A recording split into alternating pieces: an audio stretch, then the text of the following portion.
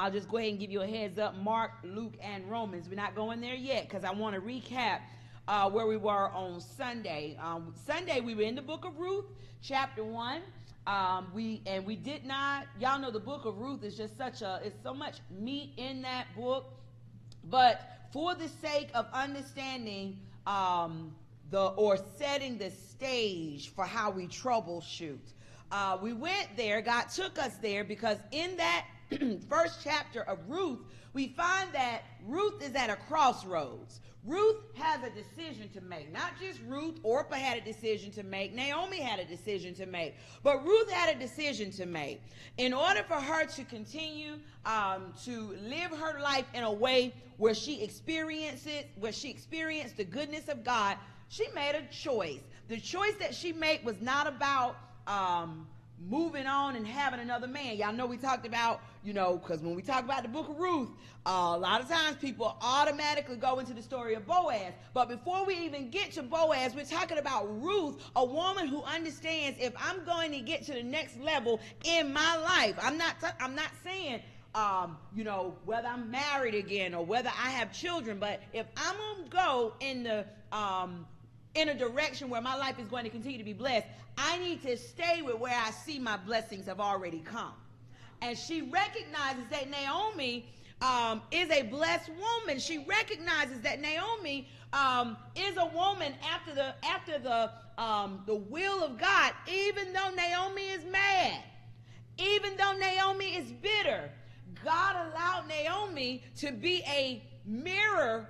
God allowed Ruth to be a mirror for Naomi to help her come out of that place of bitterness that she was in. Have we been bitter before? But we have also been in the presence of people who help us kind of work through our situations, and then we get to the end of it and realize it really wasn't as bad as we thought it was. God will do that. God will allow us to be in the presence of people who they don't have a mission or an assignment to belittle or to minimize what we have going on, but God will send them into our lives to help us put whatever it is in a different perspective. Because the more we focus on the trouble or how we feel about the trouble or how we feel the trouble is attacking us, y'all, we feed that. Anybody know I'm telling the truth? The more we talk about what's wrong, the more we talk about what we're going through, the more we talk about what's caused us to be bothered or frustrated or annoyed, the more power we give it, it becomes bigger and bigger. I gave this example some lessons ago here, and I talked about how if we think about it, how many times have we been mad about a situation, and the more we talk about it, the madder we get.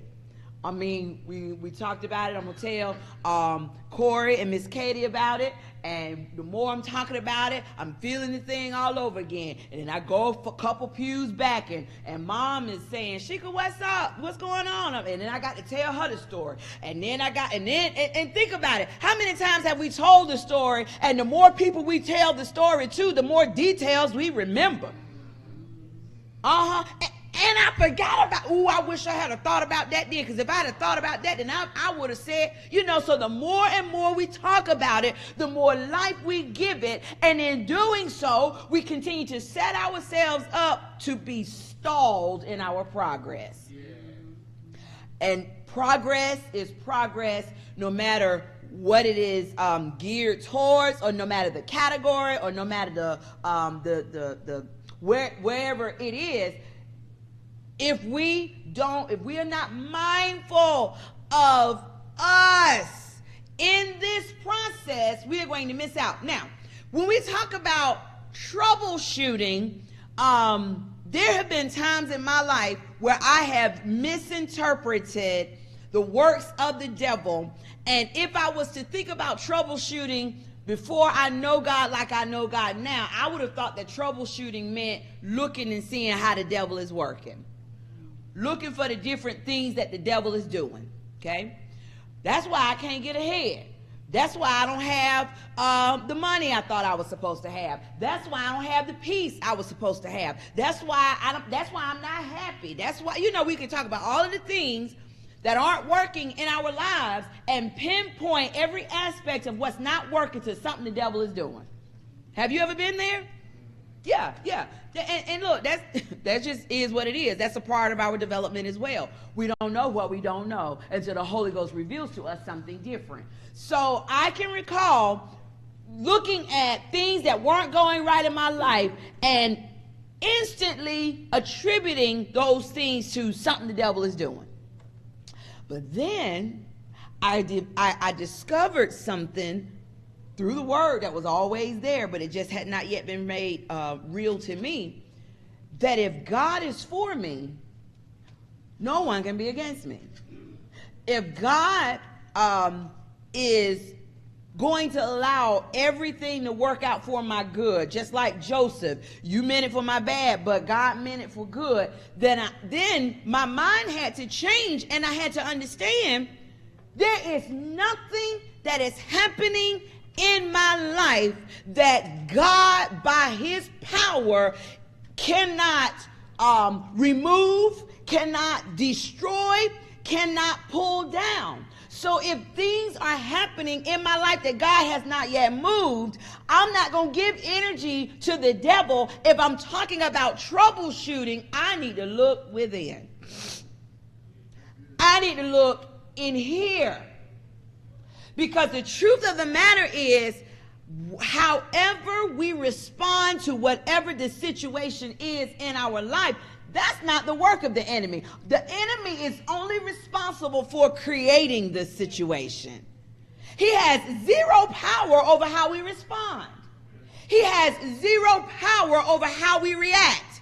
Now I'll tell you what he will do. He knows our shortcomings. He knows our flaws. Somebody tell me, how does he know? How does the devil know our flaws and our shortcomings? So what? We display them. I'm going to stop right there because that's the answer. A lot of times, we can get a whole bunch of answers and that's the answer. The devil knows nothing about what's going on in me except what I display. He don't know that that's a soft spot for me till I nut up. He don't know that that's a soft, and he don't know that's a touchy situation for me until I explode. Then he says, okay, I got her. And now he gonna do what he's gonna do. He gonna have a meeting. Go with me in your Holy Ghost imagination. He gonna have a meeting with his imps, his people, his workers. And he's going to talk to them, and he's going to let them know, listen, I found out where she weak. I figured out where she, if you, stop doing that, because that don't bother her. Leave her alone right there. That don't get her. But I found, if you want to get her, this is what you do. So think of it this way. He's having a meeting with his imps, people who, spirits who work along with him. And they're going to do everything they can to try and hit that spot every time. Now, how many spots do we have? I don't know. Would that we would have just one. It's just that one area, but I'm sorry.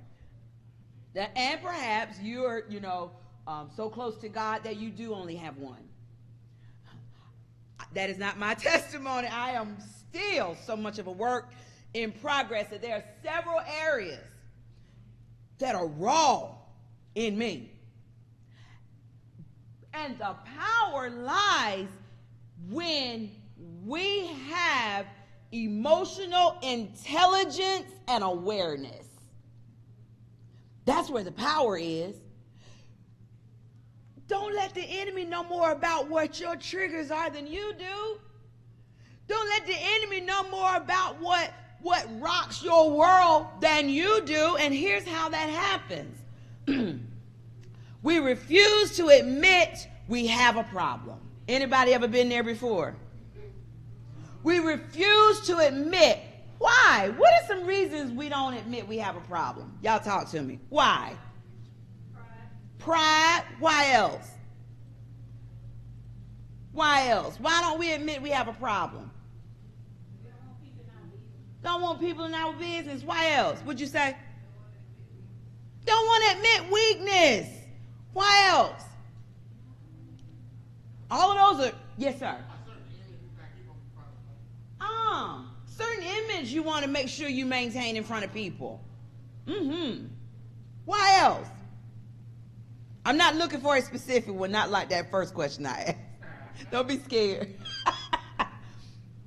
But yes, you were going to say something? Oh. Some people really still don't know. Some people really still do not know. And y'all, we can take that another level deeper. Why don't they know? Comfortable. Why else don't they know? Everybody, that's the answer I was looking for. They are a product of their environment. Everybody else is doing it. So what? You think about a house that you go to. Can I paint this picture? Have you ever been with a group of people and everybody in this group is acting the same way? and you are looking at them and you almost want to say, y'all okay? And then maybe you do. You say, y'all okay? And they say, what? Yeah, we fine. Really?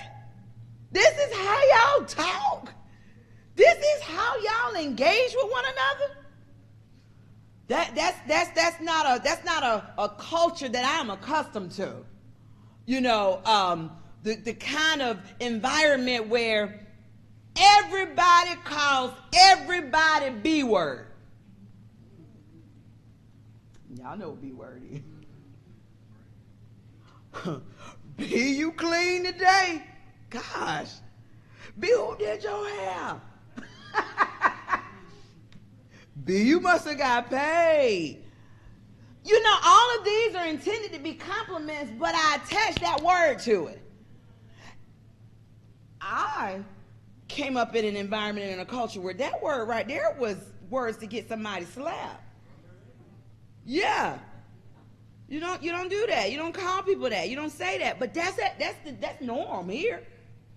Or everybody's yelling. And you say, why y'all so loud? Who loud? Y'all, gosh. But that's their culture. So like Shamia said, one of the reasons why people cannot acknowledge that they have a problem is because everybody in this environment is doing the same thing. So I didn't know anything was wrong with it. You know, I told you, I gave y'all this example, you know, some time ago. I've said it here. I'm going to bring it back tonight. You know, when you're children, you see things a certain way and you think, you know. So I'm going to give y'all two little things that, two little experiences I had that I didn't realize, that's not normal. So,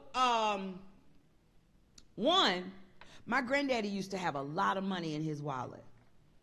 I thought he was rich. I'm talking about he had big bills. I saw 20s. That's big bills. Maybe 100 every now and then. My granddaddy had a lot of money. My granddaddy was rich. But I didn't know he wasn't paying bills.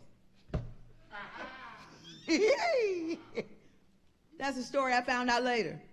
So he came up in this time where a man is only worth how much money he's got in his pocket. Not whether you taking care of your business. If you clean and you got a fine ride and money in your pocket, you somebody. That's the culture he came out of. But as a little girl, I see all this money. I don't know who's keeping this, you know, ship in the water. I found out later, but, you know. Okay, y'all, don't judge me when I tell y'all this next thing. Mama, I'm too old to get a whipping now. Me and some friends, we used to take anybody know, you seen women who roll their hair, they use this paper, put the paper on your hair and you roll it up wet, keep your hair in there. Y'all know what I used to do with that paper? Put grass in it and roll it. And pretend. And pretend. I'm not proud of it. But why was that something children, as a child, 7 years old, why was I doing that? Nobody ever told me we shouldn't. That's what everybody was doing. You know, no, not to the environment, but that was the environment that I was in. So I'm looking at you, and then, oh, y'all, we took great pride in seeing who could roll it the tightest. I'm going to get up off of that. Y'all don't know. But thanks be to God that he opened our eyes and put us in a different environment that helped us see what you thought was normal is not. What you thought was okay is not.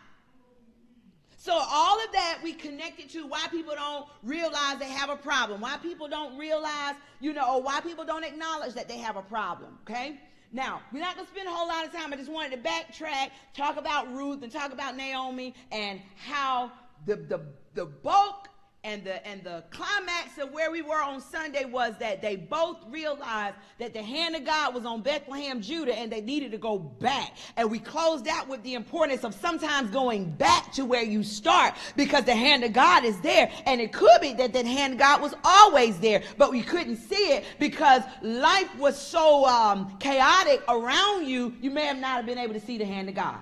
But they went back. So let's go to Mark. Mark chapter 7.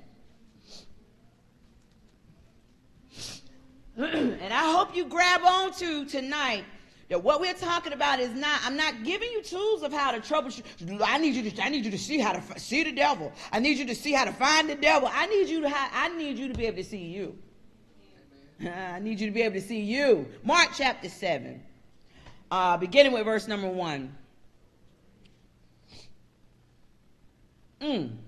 Mark chapter 7, verse number 1, the word of God reads, Then came together unto him the Pharisees and certain of the scribes which came from Jerusalem, him being Jesus. The Pharisees and the scribes came to Jesus.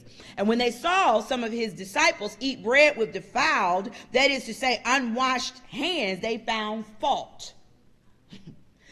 For the Pharisees and all the Jews, except they wash their hands oft, eat not, holding the traditions of the elders. Let me stop right there. This beginning of this, the passage that we've just read, we want to pull out that the Pharisees and the Jews are doing well with honoring tradition. Anybody ever got any traditions that you do, that you uphold, that mean something to you? That's okay. That's okay. Because I know sometimes we say traditions and we think that's a horrible word. No, traditions are great. Traditions are good. Anything that will not allow God to move within a tradition is the problem. But having traditions is fine. Like the tradition every year you get a cake or a cupcake or somebody saying happy birthday to you. That's a tradition. It's okay. But they were so caught up in tradition that couple things I see here. Number one, they saw some of the disciples. Who did I tell you that the Jews and the Pharisees are now with? Who they with? Jesus. But they see the disciples eating bread with defiled hands. They are with Jesus, but they see the disciples eating bread with unwashed hands. They are with Jesus, but they see the disciples. You cannot see what they are doing if your eyes and focus are where they need to be, which needs to be on Jesus. If your focus is on Jesus, then you don't give yourself a whole lot of room to be able to see what's wrong with somebody else. Let's just pause right there. It's a lot wrong with me. So I don't have time or energy or authority to be so caught up when I'm with Jesus to be figuring out what's wrong with you. Because if I'm with Jesus, guess what that time spent with Jesus is going to reveal to me? What's wrong with me? If I'm with Jesus and I can see what's going on with somebody else, who am I that my eyes see more than Jesus? Who am I that in the presence of Jesus, I need to bring to his attention something somebody else is doing? We're just talking about troubleshooting. Trying to figure out why we keep getting so frustrated. I'm trying to do the work of God, and why am I frustrated? Well, perhaps it's because your focus is not where it needs to be. You can't be doing kingdom work. You can't be doing godly work, and your focus is not in the direction that it needs to be, and that is with and on Jesus. So they see the disciples eating bread with unwashed hands. But first of all, now there is a difference. Let me just go to the natural for a second. There is a difference between what's on my plate. I'm not talking about what I'm getting from the platter. I'm talking about what's on my plate. Don't worry about my plate and my hands that's touching my food that's going in my body. Now, it's a different ball game if, let's just make sure we don't do this.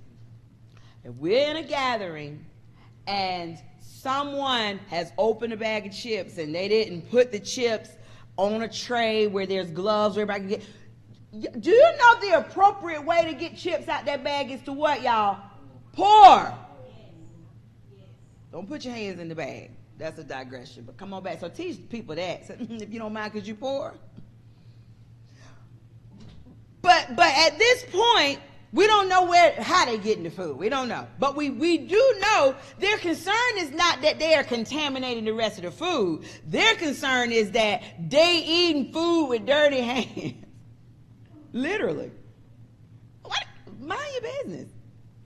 What is it to you? Okay? But now y'all, I am not going down a rabbit trail telling any of us we don't have to have good hygiene habits. That's not what I'm saying. But I'm saying this right here is the wrong thing to be worried about when you with Jesus, be trying to point out to Jesus how somebody else is eating their food. In verse 4, when they came from the market, except they wash, they eat not. This is the tradition. And many other things there be which they have received to hold, as the washing of cups and pots and brazen vessels and of the tables. These are still the traditions. We don't do these things until we have done this. That's fine. That's fine.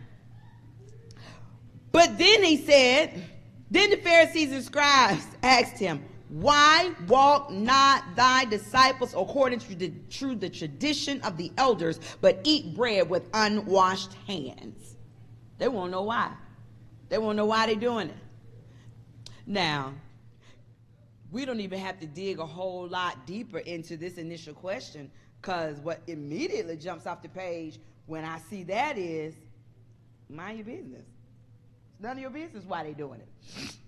But I'll tell you what the Lord revealed to me, that the Pharisees and the Jews were so caught up, or the scribes, they were so caught up in routines and rituals that they missed sometimes we can be so caught up in those rituals that we miss the experience of God working through us. We can be so caught in doing following the traditions or following the routines that we miss God working through us.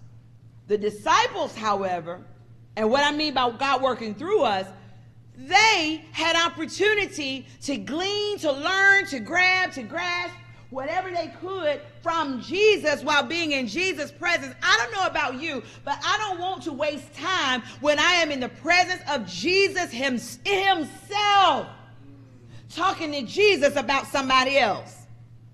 I want you to meditate on that. I am in the presence of Jesus Christ in the flesh. And I want to spend that time talking to him about somebody else. Maybe I got a whole list of things in my bag that I was hoping that I might find some alone time to be able to say, oh, excuse me, Jesus, if you got a second, can I talk to you about, and run down my list? Because who else can fix whatever is broken? Who else can bring the answers that I am for the issues that I'm facing but this Jesus? So I don't want to waste it talking about something that's not going to bring some value, to where I am. But the disciples represent you and I. When we become so desperate for change, our focus is not on the ritual and the routine, but much more in feeding a need. It's much more about feeding a need. So if we look at it in natural, what was the need? They were hungry. That was a natural desire. That was a natural signal that they experienced. So they were much more concerned about feeding a need at the time than they were being concerned with, am I doing it right? Than they were being concerned with, will I be judged? Will somebody look down on me, for taking care of a need? So they were feeding a need. They were allowing themselves to be vulnerable because they recognized that there's a void. Now, in the natural, what was the void? The void was, I'm hungry. But even when it comes to you and I and how we connect the dots between you and I, we all have voids that we need God daily to fill. We all do. So if we're going to talk about how to troubleshoot in this regard, the voids that we experience come from what we said even when we started out this lesson tonight. A lot of the voids, y'all, that we feel are those things that came about from some experiences that we had prior to this very moment, and we are in constant search for, and we have constant need for affirmation and for that void to be filled. I want you to think about what I just said for a second.